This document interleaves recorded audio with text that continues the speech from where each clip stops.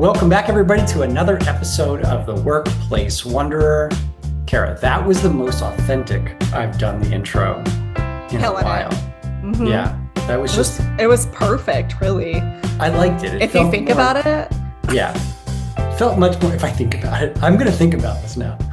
That felt very natural. You know, I'm gonna stick with that instead of the dumb radio voice that for some reason I feel like I have to put on when we do the intro. I love that for you. You're on a journey. You're on a journey. Yes. Hi, Kara. Hi, Blake. How are we doing today? Good. Just chugging along. You? Same. I am chugging along this week. Yeah, I get it. It feels like, you say this week, it feels like we're somewhere, like it's Thursday, but it's still early in the week, and it already has felt... I've had a kid with strep throat since Saturday. So like when my babies get sick, it feels like it's like 9,000 years. So I don't mean to start these podcasts out with my mothering woes, but sometimes it's just real life. No, that's okay. Yeah. I appreciate it. Well, would you like to bring in our guest on topic? Yes, I would. Dr. Noelle, thank you so much for joining us today. So I saw Dr. Noelle on Instagram, as one does, and there has been this topic arising about the mean girl mom culture. And so we've heard about mean girls forever, but this new concept of the mean girl mom culture just really piqued my interest because, of course, we talk about group behavior here, coercive leadership tactics, these weird social dynamics that happen in our social life and at work. And I think what I really got interested in, so I want to hear all about it, but what I really got interested in were these tactics and being able to have responses in the spot whenever you are confronted with these behaviors, whether it's in your social life or it's at work, when people are belittling you or putting you down or manipulating you, and like, how do you defend yourself? So we're going to get into that at the end. So we're going to learn about Dr. Noelle. We're going to talk about mean girl mom culture a little bit, but really it's this insidious way that people can get in our heads. And then what do we do about it, whether it's at work or inside of our lives? And I'm going to be over here frivolously taking notes. So I cannot wait. So Dr. Noelle, will you please introduce yourself to us? Yes. Thank you so much for having me. I'm really excited. I talk so much about mean girl culture and mean girl moms, and I'm really excited to also just, dabble in talking about it in the workplace. So introducing myself, I'm a clinical psychologist. I'm originally from New York. That feels really important to my story because I can get a little direct at times. I'm now in Atlanta, Georgia. I came here for graduate school. So I came to Georgia State University for my master's and my PhD in clinical psychology. And then I did my pre-doctoral internship at Grady Hospital, which is a level 1 trauma hospital, through Emory School of Medicine. And I stayed there for my postdoctoral fellowship.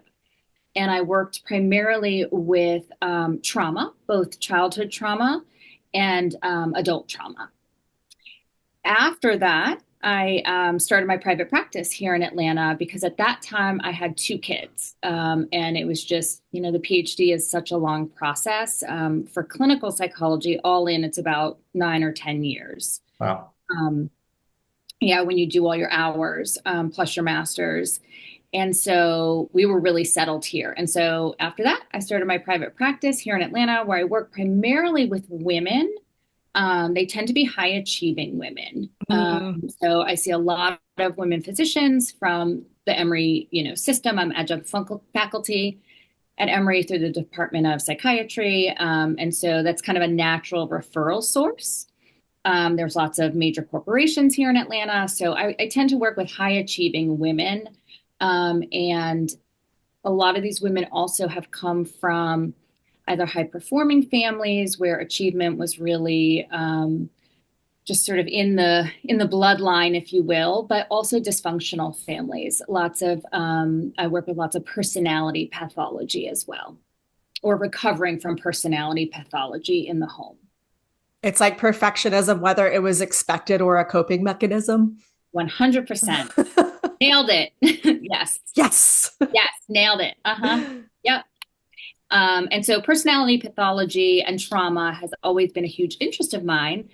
And as I entered into elementary school years of motherhood, I started to notice a lot of the same dynamics on the playground with the children and then with the parents. I noticed in my toxic families that I would work with.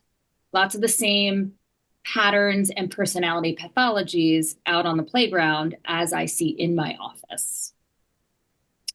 Hence, Mean Girl Moms was born. Okay, awesome. So so can you explain this concept to me like I'm a kindergartner? Yes. Like, what does it mean in its simplest terms? Like, I think that if any of us are moms, like we understand it, like in our core, right? Because I always think it's so interesting how like motherhood can either bring out the best behaviors in women or it can bring out the worst sides of them. And it just doesn't make any sense, right? Like we should be in this space where we're all supporting each other, but that doesn't always happen. So from your what is mean girl mom culture? Yeah. Like what is it? So breaking it down, like, like you're a kindergartner, you're a new mom, you're out on the playground, and you're observing some behaviors that are pretty covert. So they're not overt. It's not very obvious. Sometimes it starts with a feeling.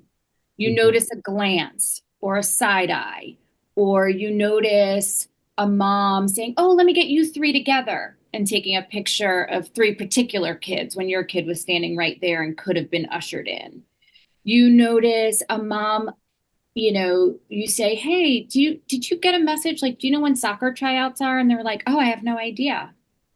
But then they magically appear. They did know. They're gatekeeping. So you start to notice these things, or you're like in a group chat and you're like, "Hey, does anyone know, it's Thursday, I don't know, Lion King Day at school?" And no one answers. But then another mom might message a similar thing and she gets 15 answers. So you start to notice like a high. So all of these behaviors, what they make up is something called relational aggression. Okay. So relational aggression is the same as indirect aggression, or sometimes called covert bullying. And what it is it's aggression towards other women primarily. So it's women to women mostly, and it's indirect. So women are socialized not to be as overt with their anger or with what they're trying to get or their power, right? It really comes down to power. We are socialized from a very young age to be more discreet, to be nice, and to get along. Very different than men, right? Men are more socialized to be direct, it's encouraged. And physical aggression is just naturally a part of what men do to resolve conflict. That's not really okay for women. So when resources start to feel scarce or tight or very, very important, the way we might express aggression or our power is through indirect mechanisms. Things like indirect mechanisms that get directly at relationships. So we hurt women where it hurts. In our relationships, because women are relational by nature. That is one of our most primary resources, is our relationships. And so we've learned to hurt women where it hurts by using relationships to damage social standing or self-esteem. And that's when you start seeing gossip, exclusion, side eyes, passive aggressive behavior, gatekeeping, sabotaging, manipulation, right? The list goes on, but that's what we're talking about. That's relational aggression. I just happen to talk about it in mom groups. Yeah, no, because it happens in so many places. Like that expression, it hurt them where it hurts. Like that's what it is, right?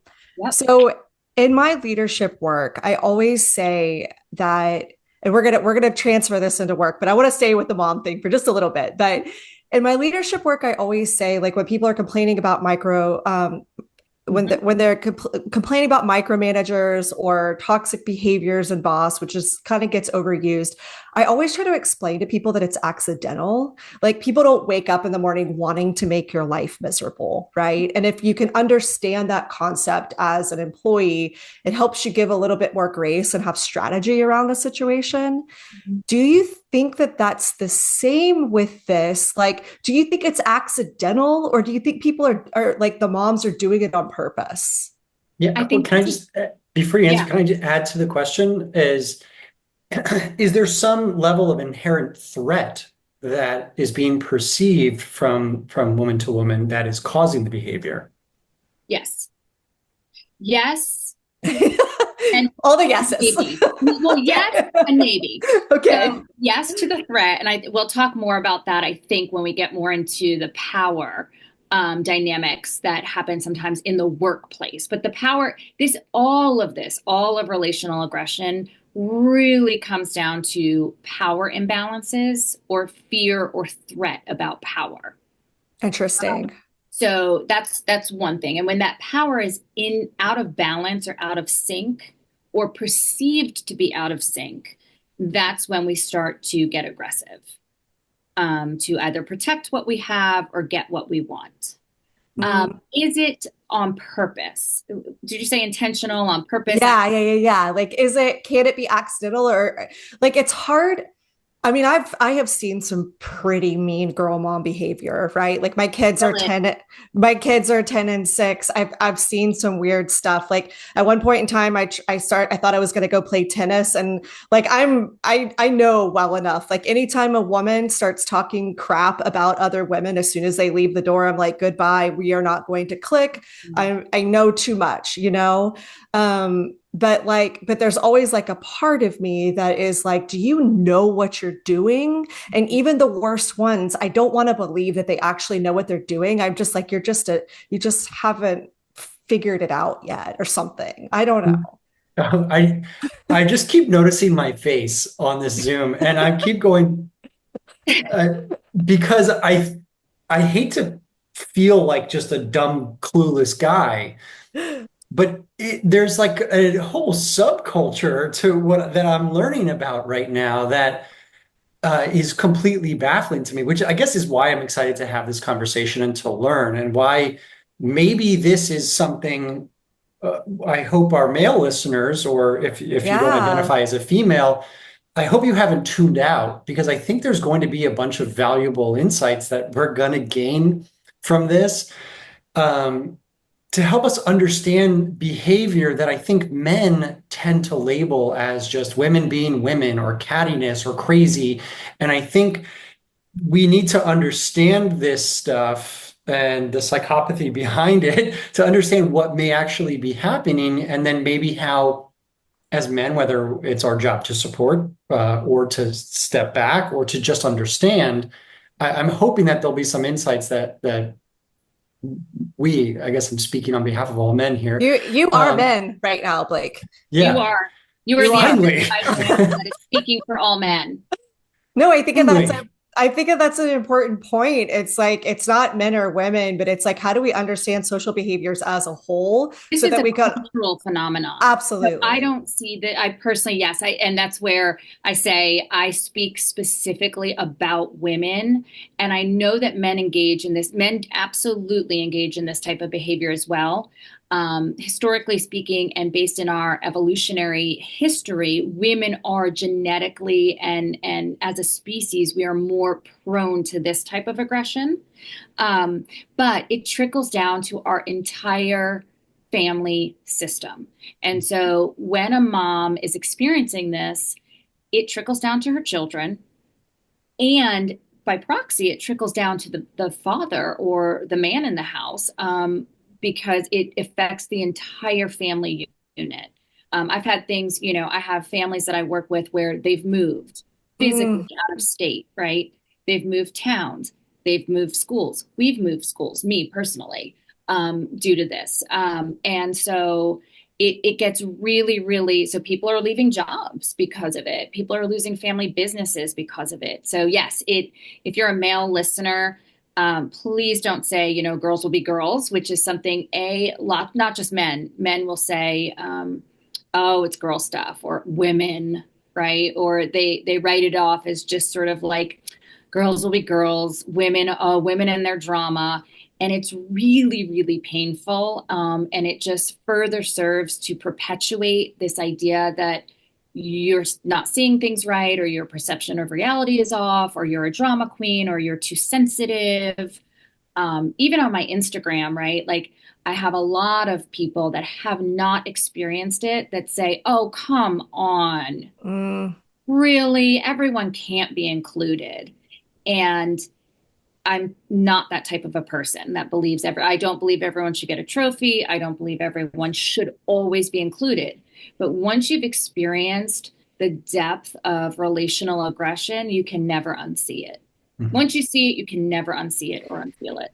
So I would imagine that the guys that in those situations can make the mistake of saying, okay, that girl's just a bitch, move on, right? 100%. So like minimizing it and invalidating it makes then it like 10 times worse, because like if it was a woman getting physically abused, then they would see it, right? Yes, but this like insidious, like breaking someone down mentally can maybe not be met with the same level of empathy. Exactly. It is these are sort of the whole point of relational aggression, or one of the whole points, is that it's covert.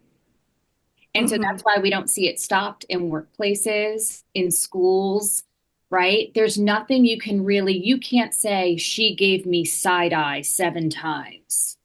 Right. She didn't answer my text in the group chat. Right? Everybody, the first thought is, well, what did you do? Or why are you reading too into it? And that's what a lot of the husbands say. And so the woman feels further like she's being gaslit by the community, by her family, by everybody, right? It's a lot of gaslighting. Yeah.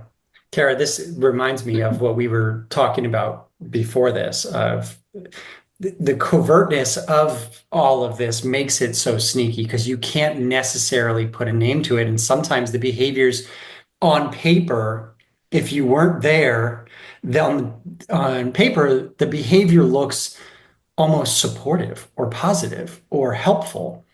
But there's this underlying language that's occurring beneath the surface that is telling a whole different story. But it's almost impossible to translate to somebody else, because they're not there within the context and seeing the actual facial expressions or knowing the person's meaning behind what they're doing. So I can imagine how frustrating that is. And I guess I'm just describing gaslighting to your point, but that is so frustrating and puts you in this position where you do feel like you are losing your mind, or that you're isolated or lonely as you're going through this. Or you're being a drama queen, or, the amount of times, and going back to that, is it accidental? I don't think I've never used that word, that it's accidental. I would say it's more biological, and the person has limited awareness. Yeah. But I don't think it's an accident. On some level, they know that they are blocking something. They know there's a goal that they want, or someone they want in their group, or someone they want out of their group. And so on some level, it may be a little bit subconscious, but they are navigating their surroundings to get their needs met or their goal met. Let me ask you a question on this, because I think about this in like when it comes, maybe accidental is the wrong word here for like this particular phenomenon. But I think about gossip, right?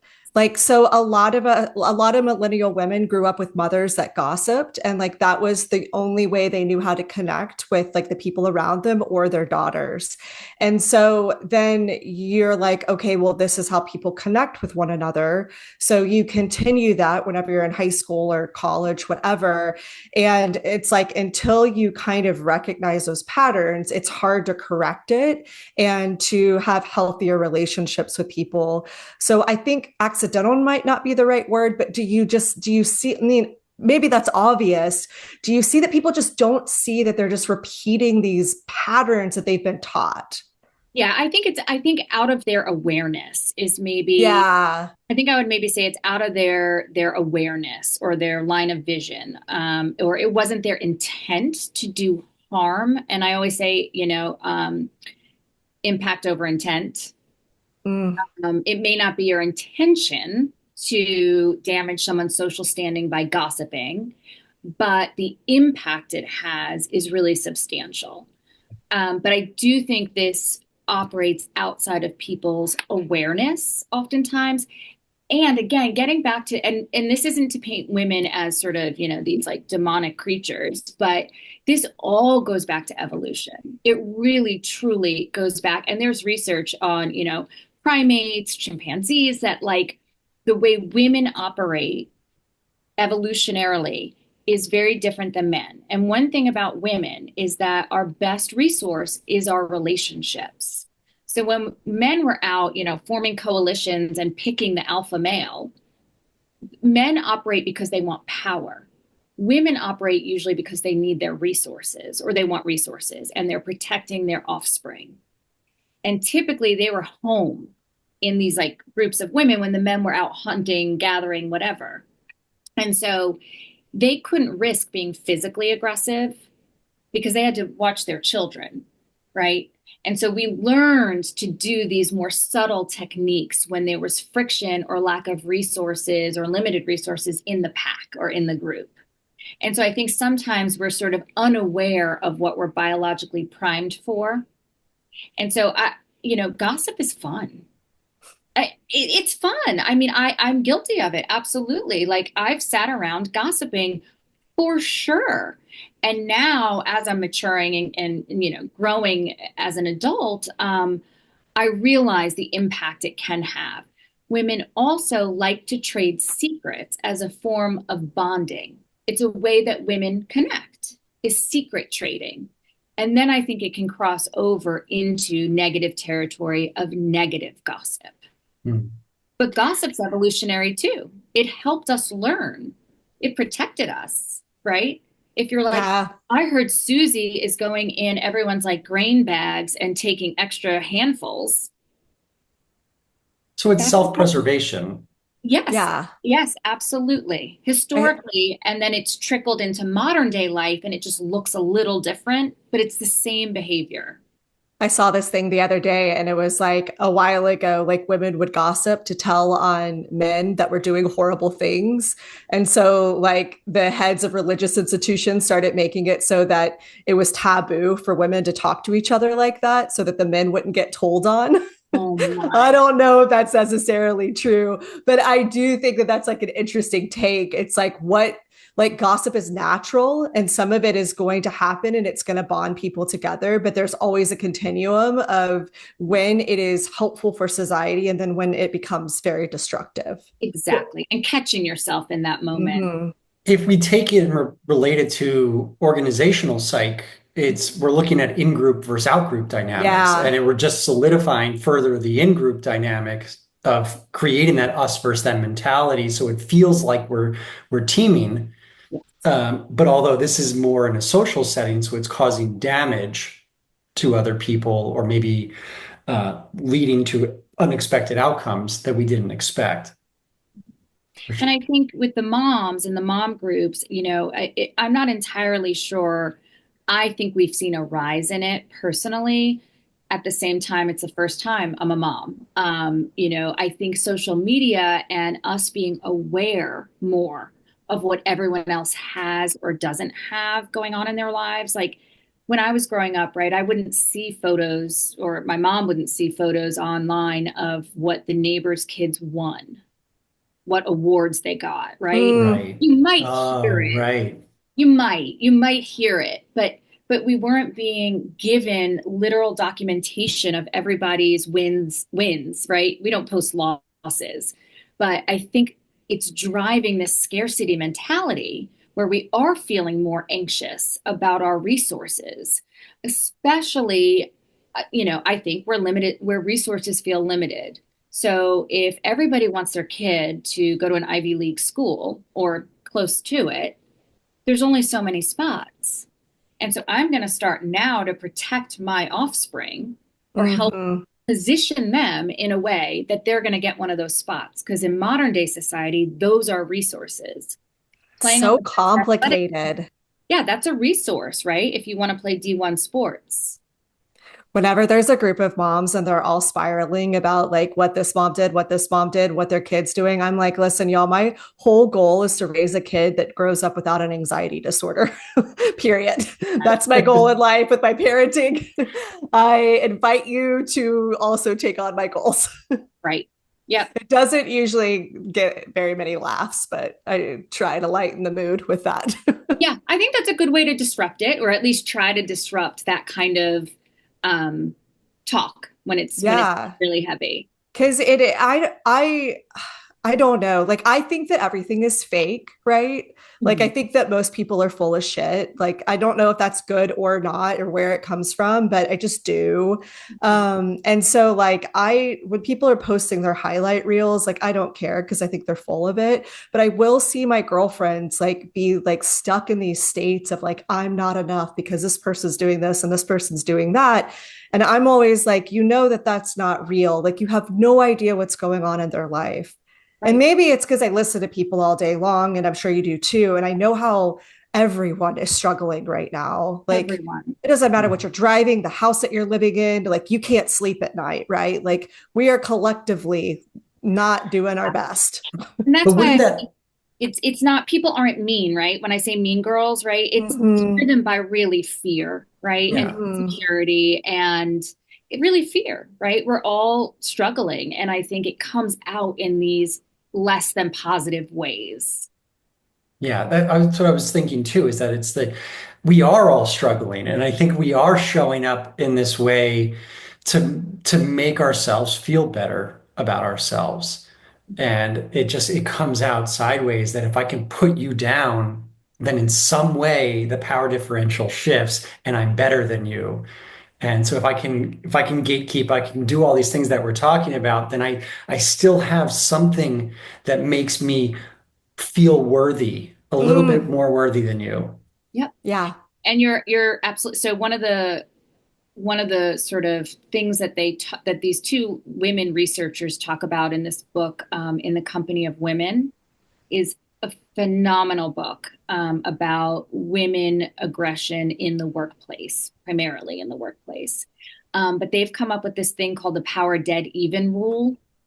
I don't know if you've heard of it.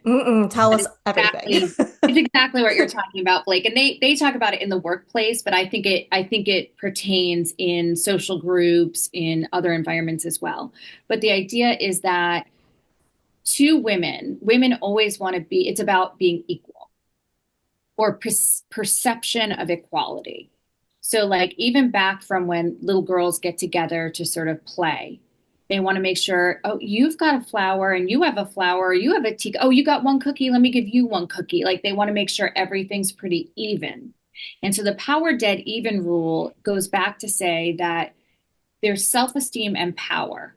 Each person holds self-esteem and power, each person in the dynamic. And those have to be perceived equal. So we are always trying to balance them. And power can be things like job title. It could, my thumbs up. It could be things like job title. It could be attractiveness. It could be money. It could be access to resources. Power doesn't always match self-esteem. So let's say you've got a female boss, but she doesn't feel important because she's actually mid-management maybe, right? But to someone below her, she seems to have a lot of power. Her self-esteem may not match that power. And so she may actually try to assert her power to the person below her because her self-esteem's not matching. Well, that's going to further piss off this person. Yeah. And so we can do things to adjust. We can't adjust someone's power, but we can adjust the other person's felt sense of self-esteem to bring that up to balance out the power dynamic. Interesting. So one of the models that I work with is like this idea that, there's a leadership style that everybody has. And like, this is what you are at your best. But then then your shadow comes out. And Like, and then if your shadow behaviors, like if someone's really achievement oriented, their shadow behavior is micromanaging and trying to control everything. And then there is a self-fulfilling prophecy where they end up not achieving success because they're trying to control everything around them, right? Yes. But like, so that almost sounds like those two things are related, is that you have this person in this position and their self-esteem is so low, and then they end up causing themselves to not be successful because they're not aware of the behaviors that they're exerting onto others. Right. Right. And we always want those things in harmony. We want them balanced. So, I might try to, if I have someone who does have less power than me, I might try to build up her self-esteem. So that sort of seesaw, that balance comes a little more up. So but it has to be genuine. So I might give a genuine compliment, like, "Oh, I love your suit. Where did you get that?" So this has to be very intentional because you're basically working against genetics, is what you're saying. It has to be very intentional. Women inherently do tend to do this when they want to get along. So we naturally kind of do this. So if someone says to me, one of my clients actually just said, "Oh, you look really nice today." I was like, "Oh, I put on makeup for once." That was me rebalancing the scale. Mm-hmm. Men often say, "Oh, it's because women can't take a compliment." It's actually a little interesting. Not exactly that. My self-esteem is fine and intact. It's not about that. It was you unintentionally redistribute. So another theory is like the chip theory. We all carry a certain amount of chips, and women are constantly doing mental math. We're redistributing those chips. You have to make sure you have the same amount of chips. So if I said, "Thank you, I feel wonderful. I think I look good too," I just messed up the chip pile. And so women are mentally doing this like all the time. It's mental math. The worst fear is someone giving you an unexpected Christmas gift. Oh yeah, no. It's the chip theory. You're going to run out and get them. You're going to do something to rebalance the scales. Well, that's also in influence and sociology, right? I just understand my wife so much more right now in these last 2 minutes. We could be done. Well, there's a reciprocity rule too, like the social dynamics of it. Like if anyone, I don't know if that's gendered, but maybe it's more gendered with women. But if somebody gives you something, you innately want to give it back, right? So like if you're trying to influence another person and use manipulation tactics, like you give them a free gift because then they feel like they have to give something back to you. Yes, exactly. It's all worded differently, but it's all the same. And we're doing this kind of subconscious mental math, and again, it's so exhausting too, but women, that was my question. What are men doing? Well, men bond differently. So men don't bond as much over the relationships as women do, right? Like women, the relationships are core historically to their survival and their resources. So men, I don't know as much about men and how they relate dynamically in this way, but they certainly don't get as connect. Like they can bond over like, that's a good beer, or like, that's a good game. I like sports, or tell me about work. They don't want to hear about the people at work. Yeah. So it's like, I want to hear about, "Oh, well, what do your colleagues say?" Or like, "Oh my God, well, what do your coworkers do?" I want to hear about the people at work. I don't want to hear as much about the work. So we are always drawn to the relationships as women. Blake, how do you feel about that? Okay, so a couple points. I think once again, some of this conversation confirms that I may possess a bit, and maybe it's because of the field I'm in, right? But I may possess some more feminine traits, or I may look at things a little bit differently just based off my training.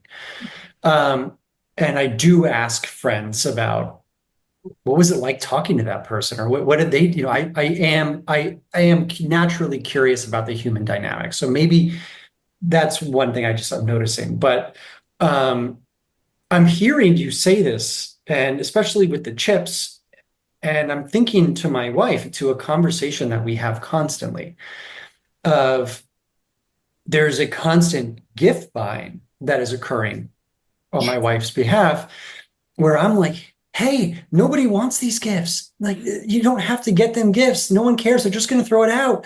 Let's just go and enjoy our time with them. And she's like, no, I have to bring something. No, I have to. It's their birthday was whatever it is. And there's this piece of me that hasn't understood that for a really long time of why this is happening. And now I'm understanding this is how she is maintaining the relationship with her friends. And I think partly also based off the expectations her friends have of her, based off how she's been established in this relationship for so long with them. Right. So she's living up to that established. And again, women, we really seek equity in our relationships. And so for men, they are more historically driven to power, but women want things to be harmonious and equal. And so that would really throw things off if things get unbalanced, whether that's with gift giving or words of affirmation or support given or waves at carpool. Those things can really add up. Wow. One thing that I'm noticing while we talk about this, and I'm thinking back to a lot of different relationships that I've had, I've typically gravitated more towards business partnerships with women and worked with a lot of women leaders. And I'm thinking one thing that I've noticed that was a behavior that I think was peculiar to me that maybe is explained in this conversation is I've noticed a lot of women who are not necessarily supportive of other women or who do a lot of the behaviors you're talking about also create platforms in which they claim they're being supportive of women. So it's almost like mentally they want to support women, but the instinctual drive is taking over in the actual behavior. Yeah. And women also, we tend to speak a little differently, which gets us in trouble sometimes. And this is veering away from mom stuff, but like in the workplace. So women, and in this book, they call it women speak. The way women speak is less direct. Typically, we tend to add little softeners in when we're talking woman to woman. So if you even think back to like the Boy Scouts Pledge of Honor, were you a Boy Scout, Blake? No. Okay. They say, on my honor, whatever, I will do X, Y, or Z. Mm-hmm. Girl Scouts say, on my honor, I will try to do. So we add, and so in this Women Speak book, or not book, but in that book where they talk about women speak, they say in female leadership, even if you have a woman who does tend to be a little bit more on the masculine or traditional masculine side, if you will, and they're more direct and they're more, forthcoming with, I need you to do this. That is not going to read well in the chip pile to the other woman. Okay. Right? That's a power imbalance, and that is not good for the self-esteem. So that's going to shift things immediately. And so you would want to say something like, hey, not to bother, but can you get me that report that I needed? And then at the end, you add another softener. Yep. Thank you. That's really going to be helpful. Instead of, I need you to get me the report right away. Yeah. Same thing, but we need to do it in a language women respond to. So I always have this take. I don't know whether it's good or bad, but I just tell people that they just need to be them, right? Like I cannot stand when people tell women to stop saying they're sorry and stop saying and like they like police their language. It drives me crazy. I don't know if that's good advice or not, but I'm like, whatever. I'm going to use all the explanation points. I'm going to say I'm sorry, like get over it. But yeah, I think this is important if a woman is having trouble with another woman. Yeah. Okay. I think then it might be important to look at the way they're speaking, and are they coming off as too, I hate to say it, but power driven. Again, if there's conflict between women, they don't want to see a woman who wants power. Mm, They don't want to see it. And so you have to find a way to even that playing field or make the perception more even. yeah. So, yeah, interesting. Well, so with that, then it is bad advice to tell women that like if they're working with other women that they need to change their language universally. They they might have to adjust their language a little bit. Mm, Um, so even in, assertive communication, we teach specific ways to very slightly alter your language depending on if you want to enhance the relationship or you want to enhance your self-respect or your objective is the most important. interesting. So we rank in one of the Blake, you meant it's dialectical behavior therapy. But in DBT, we have specific ways for interpersonal effectiveness that sometimes we change specific words or wording to get your priority met. Interesting. Can I ask you just a general question of, is there, how culturally influenced is this as well? So is this something that the research, and I don't necessarily want to speak from experience because that we can get into some muddy water, but I'm curious if there's research that shows that certain cultures, races, countries participate in this type of behavior more than others. I don't know enough about the research, but it's certainly fascinating. Like I would love to look more into the research across cultures. I don't know how much has been done cross culturally in terms of relational aggression or indirect aggression. More anecdotally, I've had people from all over the world talking about this. Interesting. And, you know, in certain cultures where there's like a caste system, like this is somewhat more, might be more prevalent and more expected because it is sort of built into the culture in a way. Yeah. Um, and again, I have seen it more with affluence, which comes with a whole nother host of conversations. But the characteristics of some things that are ingrained in affluent communities can make this even more apparent. In particular, not necessarily in the workplace, but with the mom culture. Well, I think it's such an important point to make because it sounds like they, I mean, I don't want to call it like mean girl, especially as a guy. I feel weird saying it, but Right, right. It's okay. uh, We give you yeah, permission, Blake. we're okay. We're having the conversation, right? And you're doing air quotes, right? Yeah. Can I just apply air quotes? If you're listening, these are general air quotes to anytime I say anything like this. Please don't cancel me.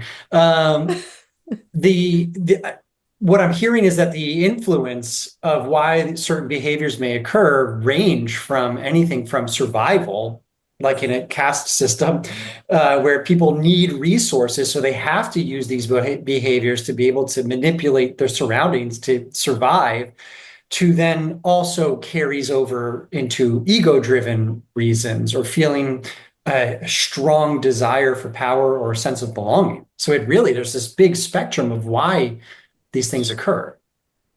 Yes. And then unfortunately, we would even potentially throw in some mental health, right? So we would even potentially throw in personality dynamics, or early family dynamics of what was modeled or what you saw, how you saw conflict resolution managed, how you learned to regulate your emotions. So we've also got these sort of personal factors like mental health, or I feel insecure and therefore I'm going after people that make me feel more threatened. Even if it's not power driven, it could just be personality driven or modeling what you saw or didn't see at home. Yeah. Interesting. So it's so complex. One time and I don't want to call out a family member here. So I'll speak in general terms. It's a family member I'm very close to. I was speaking to this world-renowned trauma therapist. I was at some retreat and we're all staying at the same house. And her and I were up very early at the same time getting coffee in the kitchen. And she asked me about myself and asked me about my upbringing. It almost felt like the beginning of a session. And she asked me about this family member and said, I said, yeah, well, it was tough growing up with a person who's borderline. And I labeled them as borderline. And she stopped me and she very sweetly put her hand on my hand and said, if we didn't call her borderline and we called her a trauma survivor, would that be accurate? And I said, Dang. yeah, yeah. And she goes, if you look at her through that lens, would you feel differently about them? And I remember it was almost like a balloon letting all the air out, going, yeah, suddenly the sting that I've been holding on to for so long doesn't feel so impactful anymore. And I'm seeing them through a different lens, and that their behaviors are just an adaptation to their childhood experiences. Yep. And we see the flip as well. So if you're a woman, and this isn't, like, I don't want to be canceled, but not, not victim blaming, but if you are someone who grew up in a similar sort of social dynamic where there was someone who was more powerful, or you were ruled by their emotions or their needs, and you were a people pleaser, or you didn't know how to trust your gut, right? Like if you lived in one of those environments, you could easily become a victim or a target in these social hierarchies or dynamics that mirror a similar scenario that you were used to. You just kind of naturally fall into what you've known. Whereas, Wow. you might say, Kara, Powerful. yeah, you might say, you're gossiping, I'm out of here. Or like, you're talking bad about another woman, I don't like it, I'm leaving. Someone who felt more sort of stuck in their family dysfunction or system might not even know that they have the power to walk away or say something. They might not even know that it's unhealthy. Yeah. So it can go both ways, right? With the victim and the perpetrator kind of playing out their family history and dynamics. Being a human is so hard. It's hard. Just take a minute for it. It's just hard. And everyone wants, kind of answers for a lot of people want answers for this, right? Like when they come to Instagram and they're like, but what do I do? And I really wish I could say, oh, here's what you do. And I can't, because there's so many variables. There's social, there's cultural, there's biological, there's interpersonal, intrapersonal. There's so many factors, and it all depends on putting each of those things in the right balance to figure out your way out. Yeah. But I think one of the first things is having conversations about it, right? Like saying this is a thing. If you're stuck in it, or if you're participating in it, because I have had people come to me and say, "Oh my gosh, I think I'm the mean girl." Right? Like, oh, I've been a mean girl before. I know it. I know I have. And so I say that's okay. Like none of us are actually, quote unquote, I'm not trying to say we're mean, right?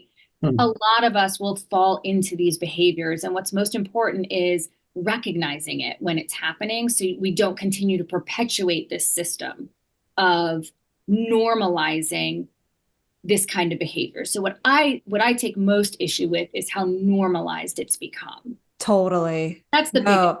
I think the work you're doing is like even just giving a language to it is so important, because it makes people feel normal.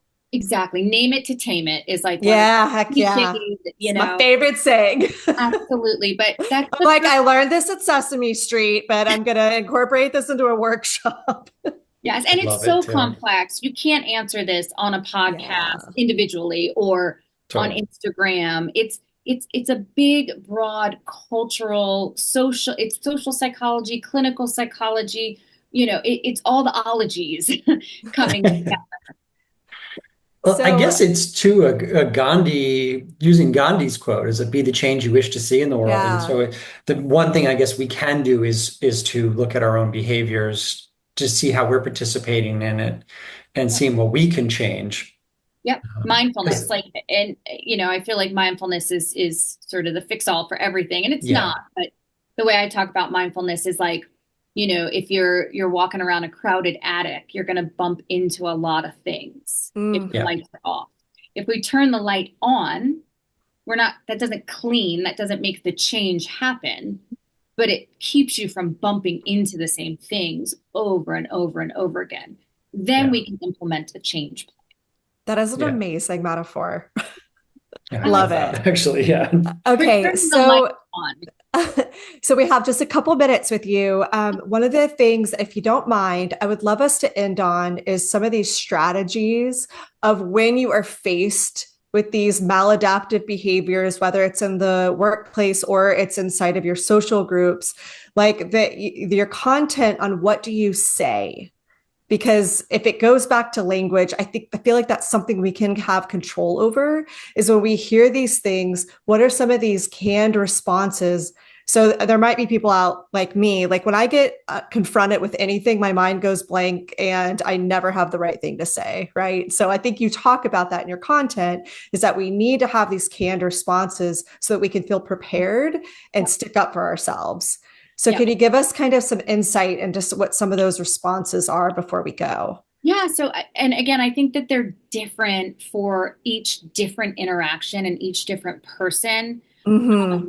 Sometimes you might be in an environment where it isn't necessarily safe to speak, Yes. right? Yep. It might truly be best for you to mentally note it, that light's been turned on, and you will then later make a decision about how to proceed. Sometimes it really isn't safe, whether that's emotionally or relationally, to say something.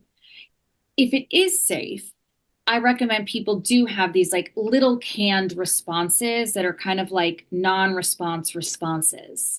So, for example, if you're in a group of women and they're gossiping about kids, my thing is I say, oh, I would, as much as I would love to have this conversation, I never know what my kid will do next. That's so good. It's a Yeah. rule I have. I do not talk about kids. And I say it kind of funny, right? Like you're kind of like, so you're not shaming them, saying like, why are you talking about kids? Mhm. That's going to disrupt the power balance. That's brilliant. Interesting. Brilliant. So you are saying, you're not shaming them. You're saying, oh, okay, as much as I like am drawn, I want to have this conversation. I have a rule. I don't know what my kid's going to do, so I do not talk about kids. Which is absolutely the truth. It's genuine and it's true. I have that written down, and that is going in my vernacular immediately. And then, right, I'm not going to sort of lead the charge and say, so stop it right now. I might then go to the restroom. Or you might also, if you might want to try to have some redirection things in your pocket. So if a conversation starts going somewhere, let's say they're gossiping about about a teacher at your kid's school, you might say something like, oh my gosh, I'm sorry to interrupt. Has anyone heard about when soccer tryouts are? Got it. So So you're just changing the topic whenever you see those really negative, destructive topics. you can pop up. disrupt. Yeah. If you Yeah. can't confront, if you don't want to confront, even if you don't want to confront in a gentle way, Mm-hmm. if that feels like too high stakes, you can be disruptive. Love it. Now, again, they might come back or they might look at you like you have 10 heads because it's socially awkward to just suddenly change the conversation. But I also think it's disruptive, and it's you can at least feel good about yourself that you made an attempt to redirect. Can I add a prop to that? I think that if you hold your phone out and go, "Oh, I'm so sorry to interrupt," feel like the prop takes away all the Brilliant. blame. Brilliant. Yes. Yes. Love a good And, prop. you at all times have the right to say, I'm going to step away. Yeah.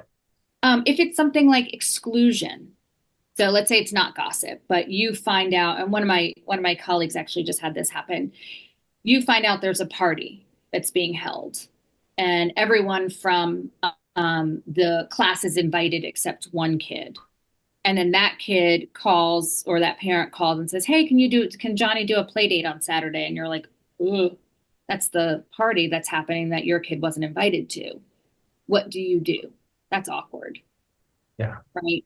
And so unfortunately, there's no like one-liner for that.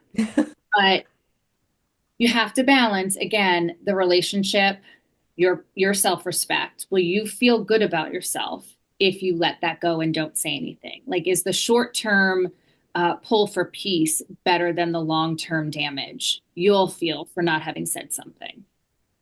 Especially when they see you at the party on a picture on social media. Awful. So you might call the parent who's hosting and say, "Hey, I know I don't want to get into people's business, but I do want to let you know that I noticed so-and-so isn't included.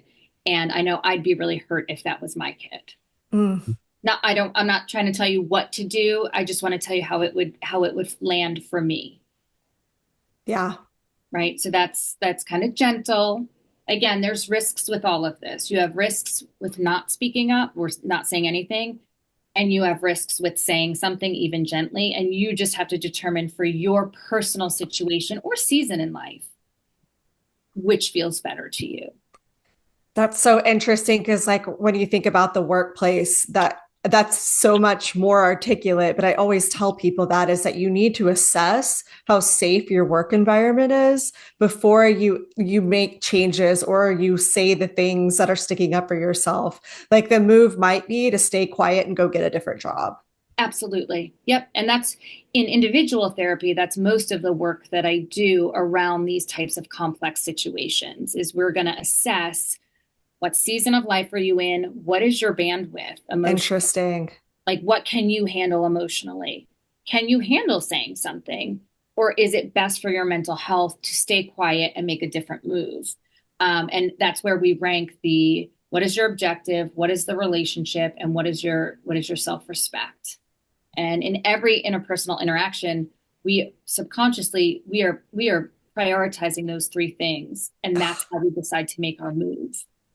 And sometimes we get it wrong, clearly. But when you kind of are very conscious of that and think through it in a mindful way, we can see some real changes. That's so smart. That's a great thing to tell the people you're working with. I think too, like we're on, right now in society, like everyone's saying like hashtag protect your peace.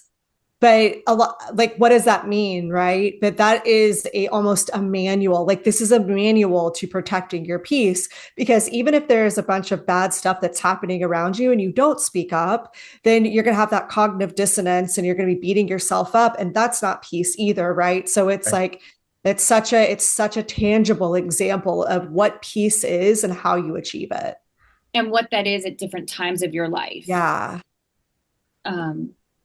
And what will it cost to get that peace? And what are some other ways we could maybe get peace if you can't do what you've always done to get it? Yeah. Amazing. This has been a really eye-opening episode. I really loved this conversation. It was great. I know it's so complicated. There's so much that it's hard to put into one little segment, but I would come to your class for like a full week. People come for people repeat many times. Yeah. Yeah. Wow. It's so interesting. And you just see so many, it's just a glimpse into a subculture almost that is so impactful and so prevalent in our daily lives that it's really important for us to understand this. And then going back to what you were saying of protecting our peace and also knowing what difference that we can make and being tactful about it in ways that don't cost us too many relationship dollars, and that we can not go into debt because we're trying to challenge everybody left and right. So this was really, really helpful. If people want to find you, where can they do that?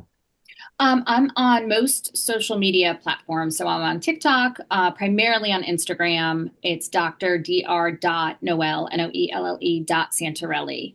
on LinkedIn. I think it's just my name, Dr. Noelle Santorelli, no dots. And I am in the process of finally making a website like 20 years later. I primarily do by word of mouth in Atlanta. So welcome to the World Wide Web. I know, right? I'm like, I need a digital footprint. That's why I started my Instagram, is because I didn't want to make a website. Yeah. Yeah. Yeah. Well, it's been awesome. And thank you. Thank you for the work that you're doing. Like, please ignore any naysayers that are out there and just keep going. Cause I think it's really, this is going to be cheesy, but you are shining a light in that attic, Dr. Noelle. Thank you. Oh, thank you. I'm going to pull the string, right? You're pulling the string, and that string needs to be pulled, damn it. Good callback, Kara. That was good. That was good. Yeah. Wow. All right. Well, thank you everybody for listening to this episode. We hope you enjoyed it. All the usual influencer stuff. If you did, like, subscribe, hit that bell notification so you know when we post our next video. And I'll see you later. Kara? Okay. All right. Thanks, everybody. Thank you, Dr. Noelle. We appreciate it. Thank you.